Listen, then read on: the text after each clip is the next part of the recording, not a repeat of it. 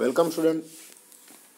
ચાલો હવે વાત કરીએ થોડા ત્રિકોણ ચેપ્ટરમાં જે એમસીક્યુ અને ખાલી જગ્યાઓ અને જે કયા પ્રકારનો પૂછાય છે એની હું તમને વાત કરું. એક જે કંઈ પાયથાગોરસનો પ્રમેય અને એ આધારિત એક્ઝામ્પલ જે આપણે બાકી છે એ એક્ઝામ્પલને હવે આપણે રૂબરૂ સ્કૂલમાં મળવાના જ છીએ, બરાબર છે. તો અમુક વસ્તુ એવી છે કે તમને ઓનલાઈન વિડીયો લેક્ચર કરતાં ત્યાં હું ઝડપથી અને સારી રીતે સમજાવી શકીશ. ઓનલાઈન બી સમજ તો પડે જ, બરાબર, પણ ત્યાં હું વધારે ઝડપથી તમને સમજાવીશ અને વધારે ઉદાહરણ આપીને સમજાવીશ. એટલા માટે એ જે એક્ઝામ્પલ ને એક પ્રમેય છે પાયથાગોરસનું, તો એ બાબતો આપણે સ્કૂલમાં હવે જ્યારે રૂબરૂ મળવાના છીએ ત્યારે આપણે જોઈશું. તો અત્યારે જે ઓનલાઈન લેક્ચરમાં આપણે ભણવાના છીએ એ વાત હું તમને કરું તો થોડાક એમસીક્યુ અને અમુક ટકા કે જે ટૂંકું આપણને પૂછાવાનું છે એ કેવું પૂછાઈ શકે આ ચેપ્ટરમાંથી એની હું તમને નોર્મલી વાત કરું છું. તો પહેલો ક્વેશ્ચન છે, કોઈ પણ બે ચોરસ ખાલી જગ્યા હોય. કોઈ પણ બે એટલે હું તો આમે કરી શકું. એક આ ચોરસ દોર્યું છે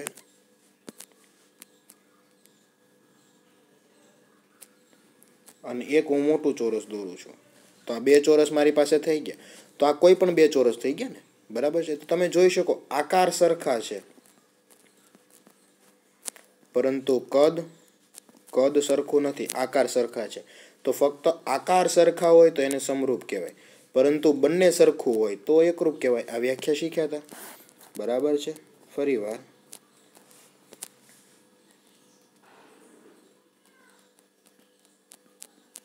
પહેલું આવશે સમરૂપ, પછી આવશે એકરૂપ. તો સમરૂપ આવશે એમાં શું હશે? ફક્ત ને ફક્ત આકાર સમાન, કદ સાથે લેવા દેવા નથી. એકરૂપ હશે એમાં શું આવશે? આકાર અને કદ આ બે સમાન હોવા જોઈએ. આકાર અને કદ બે સમાન હોવા જોઈએ. ક્લિયર? તો આ ક્વેશ્ચનમાં તમે જોઈ શકો કોઈ પણ બે ચોરસ કીધા એટલે એ ગમે માપના હશે. તો એ ગમે માપના હશે એના આધારે તમે કહી શકો કે હશે કેવા? સમરૂપ.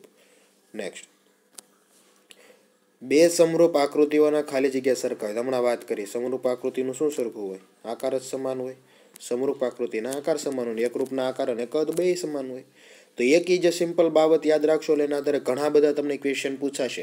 ભલે ફેરવીને પૂછે, તમને થોડાક ભૂલ પાડવાની રીતે પૂછે, પરંતુ આપણે જો યોગ્ય રીતે સમજેલાશું તો તમે આનો આન્સર આપી શકો. ક્લિયર? ચાલો, બે ખાલી જગ્યા ત્રિકોણ હંમેશા સમરૂપ હોય. બે ખાલી જગ્યા ત્રિકોણ હમણાં સમરૂપ હોય તો એકરૂપ ત્રિકોણ. કારણ એકરૂપ કોને કહેવાશે? કે બંને આકારે સરખા અને કદે સરખા. દોરવામાં આપણાથી એક સરખું કદાચ ન પણ થાય, તો આપણે સમજવાનું છે કે બેના આકાર અને કદ બે સમાન હશે તો એ સમરૂપ તો થવાના જ છે. ક્લિયર? એટલે આપણે શીખ્યા હતા કે એકરૂપ હશે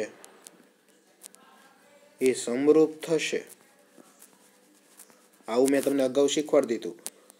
પરંતુ સમરૂપ હશે તો એકરૂપ થશે નહીં. કારણ કે એકરૂપને આકાર અને કદ બે જોઈ, સમરૂપને ખાલી આકાર જ જોઈએ, તો એકરૂપમાં બે આવી જવાનું છે. એટલે ઊંધું સીધું આ કઈ રીતે પૂછાવાનું છે એ પણ તમારે સમજીને રાખવું, જેથી કરીને ક્વેશ્ચન પૂછે ત્યારે લોચો ન પડે, ભૂલ ન પડે. કેમ કે આવા જે ક્વેશ્ચન હશે ને, હવે તમારે વિચારીને તરત જવાબ આપવાનો, કોઈ ગણતરી નહીં. તો આ ક્વેશ્ચનમાં અમે કેવું કરીએ કે તમને કેમ ભૂલ પડે ને એવો જ ક્વેશ્ચન અમે પૂછીએ. કેમ કે ગણતરીવાળો ક્વેશ્ચન હોય તો એમાં શું ભૂલ પાડવાની? એમાં તો આંકડા જ આવવાના છે. તમે સૂત્ર મૂકો ને ગણતરી કરો, રીત હરખી કરો એટલે આન્સર આવશે. પરંતુ જે આ ડાયરેક્ટ જવાબવાળા ક્વેશ્ચન હોય આવા બધા, તો એ ક્વેશ્ચનમાં હંમેશા અમે તમારી કેમ ભૂલ પડે ને એવો જ અમે તમને ક્વેશ્ચન પૂછતા હોઈએ. એટલે તમારે ખાસ એલર્ટ રહીને સમજીને પછી જ આન્સર આપવાનો. બહુ ઉતાવળમાં હવામાં આપી દઈએ તો એ ખોટો પડે. ક્લિયર? એટલે એ થોડુંક જોવાનું. જો બે ત્રિકોણના અનુરૂપ ખૂણાઓ સમાન અને એકરૂપ બાજુઓ સમપ્રમાણ હોય તો બંને સમરૂપ થાય. એટલે સમરૂપની એક કન્ડિશન હતી. આ સમરૂપની શું કન્ડિશન હતી? કે બંનેના ખૂણાઓ કેવા હોય? આ સમાન હોય અને બાજુઓ સમપ્રમાણમાં હોય. ક્લિયર? એટલે મેં તમને શીખવાડ્યું હતું એ ઇઝ ઇક્વલ ટુ ખૂણો A dash, B is equal to ખૂણો B dash, C is equal to ખૂણો સી ડેશ. આ ખૂણા સમાન થયા અને બાજુમાં આપણે એક તમને ઉદાહરણ આપી દઉં, એ બી છેદમાં A dash B dash, B C છેદમાં બી ડેશ સી ડેશ, અને CA અથવા AC તો છેદમાં થશે C ડેશ A ડેશ. તો એ તમે જે અંશને છેદમાં લખી છે એને કહેવાય સમપ્રમાણ ગુણોત્તર. એ સમપ્રમાણ સમાન હશે દરેક બાજુઓ તો એ બંને ત્રિકોણ કેવા થશે? સમરૂપ. તો આવા જ એક્ઝામ્પલ આપણે આવવાના છે અને હમણાં જોઈશું. ચલો, સમરૂપ આકૃતિઓના બે જુદા જુદા ઉદાહરણ કીધા તે. સમરૂપમાં તો આપણે શું કહેવાનું? બે ચોરસ લઈ લો ગમે એ, બરાબર છે. બે એકરૂપ ત્રિકોણો સમરૂપ હોવાના છે. બે સમદ્વિ બાજુ કાટકોણ ત્રિકોણ લઈ લો એ સમરૂપ હોવાના છે. આપણે ફક્ત સમરૂપમાં તો શું જોઈએ? આકાર સમાન હોવા જોઈએ. પછી તમે એમ કહો કે એક આ ચોરસ લઈ લો અને એક આ વર્તુળ લઈ લો તો આકાર જ અલગ અલગ થઈ ગયા, બાકીની વાત તો પછી આવે. તો એ ક્યારેય સમાન થાય નહીં. ક્લિયર? એટલે એ બાબત ખાસ ધ્યાનમાં રાખવાની. સમરૂપ ન હોય તેવી આકૃતિ, એક ચોરસ લઈ લો, એક આવું એક ત્રિકોણ લઈ લો, એક આ ચોરસ લો તો એક આવું સમાંતર બાજુ ને એવો ગમે એ ચતુષ્કોણ લઈ લો તો એ સમબાજુ લઈ લો ને એ કંઈ થવાના નથી. ક્લિયર? હવે તમે માની લો કે આ ચોરસ છે ને સમબાજુ છે. ચોરસને કેવું હોય કે બધી બાજુ સમાન હોય, ખૂણા કાટખૂણા હોય. સમબાજુને ખાલી બધી બાજુ સમાન હોય, ખૂણા ગમે એ હોય. તો હવે હું આ ચાર ચાર બાજુ એટલે હું એને સમબાજુ કહી દેવો? એકરૂપ કહી દેવો? એને સમરૂપ કહી દેવો? નહીં કહી શકાય. કંઈ પણ કહી શકાશે નહીં, કારણ કે ફક્ત પેલું કામ જોવા જઈશું એટલે આકાર જ સમાન નથી, બીજું જોવા જઈશું એટલે ખૂણાના માપ સમાન નથી, બરાબર? બાજુના માપ જ ખાલી સમપ્રમાણમાં થાય. આપણે બે કન્ડિશન સોલ્વ થવી જોઈએ સમરૂપ સાબિત કરવાની, તો જ કહી શકાય. એટલે એ બાબત વસ્તુ એવી છે કે આપણે ધ્યાન રાખવાનું છે. ચલો, નીચેના ચતુષ્કોણો સમરૂપ છે કે નહીં? તો બે ચોરસ છે, બરાબર છે. હવે બે ચોરસ છે પરંતુ આપણને ખૂણાની વાત ખબર નથી. કેમ કે તમે જો આવું કરશો 2/4 તો દરેક જગ્યાએ 2/4 જ આવવાનું છે. એક બાજુ આની લ્યો, એક બાજુ આની લ્યો તો દરેક જગ્યાએ ગુણોત્તર સમાન આવશે, એટલે કે સમપ્રમાણમાં હશે બાજુના માપ. ખૂણાઓ શું છે શું નહીં આપણને ખ્યાલ નથી. ક્લિયર? તો એના આધારે અહીંયા કહી શકાય કે આકૃતિઓ સમરૂપ નથી. ચાલો, આ એક વિભાગ પૂર્ણ થયો. 6.1. 6.2માં આપણા જે જરૂરી છે એક્ઝામ્પલો જોઈશું. આપણે જે જરૂરી છે એવા નીચેની આકૃતિઓમાં ડી સમાંતર સીડી, આ એક શરત આપી હોય એટલે આપણે સમજી જવાનું કયું આવશે? સમપ્રમાણતાનું મૂળભૂત પ્રમેય. બરાબર? મેં તમને કીધેલું છે. તો આકૃતિમાં ઈસી અને આકૃતિમાં એડી શોધો. બહુ સિમ્પલ દાખલા છે, ગણેલા નથી. હું તમને એકાદ બે ગણાવું છું. ચલો, પહેલું આપણે શોધવાનું છે ઈસી. તમને આપેલું છે અમુક વસ્તુ અને બાકીની તમારે શોધવાની છે. તો પહેલો એક્ઝામ્પલ જે છે એ એડી 3 આપી છે,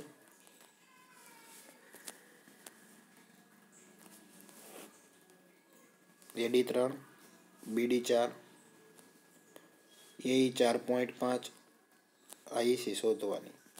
તો આવા સમયમાં ખબર છે કે એડીના છેદમાં બીડી, એઈના છેદમાં ઈસી. આવું જ્યારે સૂત્ર આવે ત્યારે લખી શકાય. એડીના છેદમાં ડીબી ઇક્વલ ટુ એઈના છેદમાં ઈસી. તો આન્સર શું આવશે? અહીંયા લખાય 3/4, અહીંયા લખાય 4.5 છેદમાં ઈસી. ઈસીને તમારે ગમે એમ કરીને શોધવાની છે. ઈસી અહીંયા ભાગાકારમાં, સામે જશે તો ગુણાકારમાં. 3 આ ગુણાકારમાં છે તો એ નીચે આવશે અને 4 નીચે છે તો એ અંશમાં જશે. આ ચોકડી ગુણાકાર મારી દેવાનો. ક્લિયર? ત્યારબાદ 45નો હું પોઈન્ટ કાઢી નાખું તો 4.5 એના છેદમાં 10 લખી જશે, ગુણ્યા 4 તો બાજુમાં છે છેદમાં 3. ચલો, 15 તેરી 45, અહીંયા થશે 5 2 10, 5 તેરી 15, 2 2 4 તો આવે છે 3 અને 2, 3 અને 2 એટલે 2 તેરી 6 આન્સર આવશે. તો તમે જોઈ શકો ઈસીનું માપ 6 આવે છે. ક્લિયર? ઈસીનું માપ 6 તમને મળી ગયું. એવો જ ક્વેશ્ચન એન પછીનો છે. તમને અહીંયા આ માપ દર્શાવ્યા છે કે બીડીનું બાકી રાખ્યું છે તો બીડી હું માન લો કે 12 લખી દઉં છું. એડી તમારે આ શોધવાની છે. તો ફરીવાર એ જ ફોર્મ્યુલાનો ઉપયોગ કરીએ. એડી છેદમાં બીડી ઇઝ ઇક્વલ ટુ એઈ છેદમાં ઈસી. એડી શોધવાની, બીડી 12, એ 6.4 છે તેનો અગાઉ જ પોઈન્ટ કાઢી નાખું છું. નીચે 8 છે તેનો પોઈન્ટ કાઢવાની જરૂર નથી. 8.0 અને 8 જ કહેવાય. અહીંયા થઈ જશે 88 64. તો હવે આવશે એડી 8 ગુણ્યા છેદમાં 12 છે અહીંયા ઉપર ને છેદમાં 10 એટલે એડી પકડાઈ જશે. 12 8 થશે 96 છેદમાં 10 સીધો એક પોઈન્ટ ઉડાડી નાખો એટલે કે એક પોઈન્ટ સીધો ચડાવી દો 9.6 સેમી આન્સર આવી જશે. ક્લિયર? એટલે આવા સિમ્પલ દાખલા છે. તમને ગણીને આપ્યા નહોતા પણ મેં તમને શીખવાડ્યા. એટલે આવો એક્ઝામમાં પૂછવાની શક્યતા. ચાલો ફરીવાર એક આવો ક્વેશ્ચન આપણને પૂછવામાં આવ્યો છે. ત્રિકોણ જે આપ્યો છે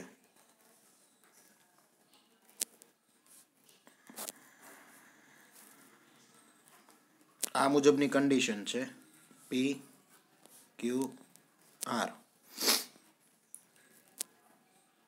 ક્યુ આર ને સમાંતર એક રેખા દોરેલી છે ઈ એફ જે બિંદુમાં છેદે છે પી ક્યુ અને પી આર ને, એને ઈ એફ નામ આપ્યા છે. તો હવે તમારે આ કન્ડિશનો સાબિત કરવાની છે કે બે સમાંતર થાય. તો આવો એક્ઝામ્પલ મેં તમને ગણાવ્યો હતો કે આ સમાંતર ક્યારે થાય? તો પીઈ ના છેદમાં ઈ ક્યુ. તો પહેલું આપણે એક્ઝામ્પલ ગણીએ તો ત્યાં થશે 4/3 ઇક્વલ ટુ પી એફ ના છેદમાં એફ આર. તો એ થશે 6/5. તો તમે જોઈ શકો અહીં કોઈ કેન્સલ થવાનું નથી એટલે પહેલું નહીં થાય. ક્લિયર? બીજું તમે કદાચ ગણવા જશો તો શું થશે? બીજું તમે ગણવા જશો એટલે EQ ના છેદમાં PQ. EQ ના છેદમાં PQ. તો આપણે તો PQ ના છેદમાં લઈએ છીએ. આખા નીચે જો EQ નીચેનું છે એના છેદમાં PQ એટલે આખું છે 7 ઇઝ ઇક્વલ ટુ સામેની સાઈડ FR છે 6 અને PR આખું છે 10.5. ક્લિયર? તો આની ગણતરી તમે કરશો તો તમે કહી શકો કે કોઈ પણ પ્રકારે અહીંયા 3 કે એવું આવશે કે 4 આવશે કે નહીં. તો આપણે ગણતરી કરીએ. આ તો 4/7 છે જ, એનું કાંઈ નથી થવાનું. અહીંયા કરીએ 3 દુ 6. આ 10.5 નો 1 પોઈન્ટ કાપીશું એટલે અંશમાં જતો રહેશે. ક્લિયર? હવે ગણતરી 3 વડે ગુણાકાર કરીએ. 3 3 9 અને 3 5 15 35 આવે છે. અહીંયા હું કરું 5 2 10 તો અહીંયા થશે 5 7 35. તો અંશમાં 2 2 4 નીચે 7. તો આ ગુણોત્તર અને આ ગુણોત્તર બે સમાન આવ્યા તો કહી શકાય કે બીજું હશે. તેવી જ રીતે તમારે ત્રીજું ચેક કરવાનું છે. ક્લિયર? એટલે આ બાબત ઓલરેડી મેં તમને શીખવાડી છે એટલે હવે મારે તમને શીખવાડવાની જરૂર નથી. ચલો અહીંયા સુધીનું રાખીએ. આગળનું પછી જોઈશું અને નવું ચેપ્ટર પણ સ્ટાર્ટ કરીશું. દ્વિચલ સુરેખ સમીકરણ. આભાર. Thank you. આવજો.